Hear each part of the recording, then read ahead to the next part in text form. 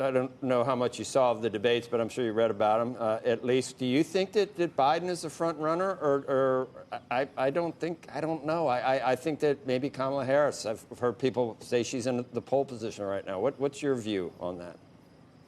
Well, first off, I don't think Joe Biden. Look, on the polling and whatever this polling is, I just don't see if the Democratic Party want to take on Donald Trump. I got news flash for them. They're not going to take on Donald Trump with Joe Biden. He's not going to be able to stand up to the withering assault that Donald Trump.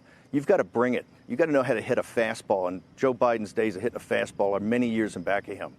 And I also think it shows you right now with these. I did get a chance to see these, although I'm down on the border. You just don't see people take. I think it's still a pillow fight.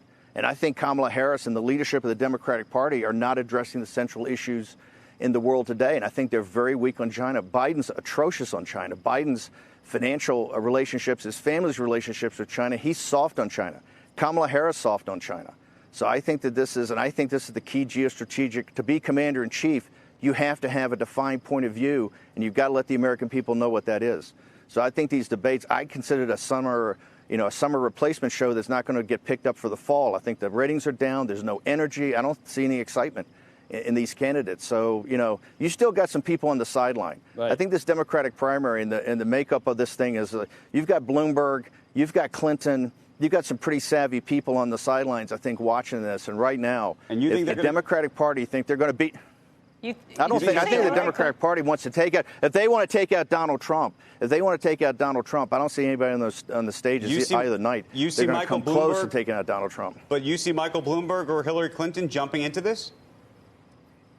I think that people are going to step back and watch this and look into the fall of this year and see if any of these candidates really come up and step up to the plate and can take on Donald Trump.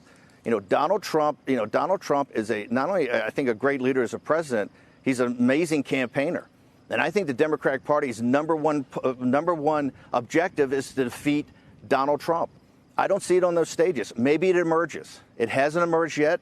But by this fall, if it has not emerged that one of these candidates can take them on, you have people like Bloomberg, you have people like Clinton, you have people on the sidelines. I know people may mock and ridicule that today, but this whole thing in the Democratic primary about who's going to actually take on and defeat Donald Trump, which is their number one priority, that has not emerged yet. I don't think, as far as our words go, Steve, I didn't hear Russia on either night of the debates, but I heard racist a lot. And I've also heard that there are suburban people that I'm not going to get gender specific, but there are concerns that the tweets or the divisiveness or the being so confrontational can turn off voters that Trump would need, and that someone like a Bernie Sanders or someone like that could eventually be elected. You think that is a real possibility or no?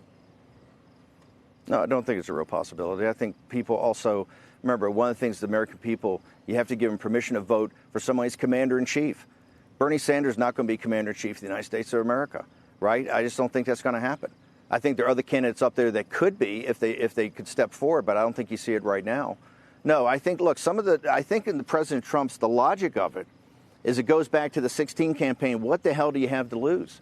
I think he's really, remember, working class African Americans and working class Hispanics are a part of trying to pull together this Trump constituency that I say if you bring in working class African Americans and working class Hispanics, you can put together a governing majority for 40 or 50 years here. That is, to me, the driving momentum of the Trump movement. That's about all this low unemployment and wages starting to rise.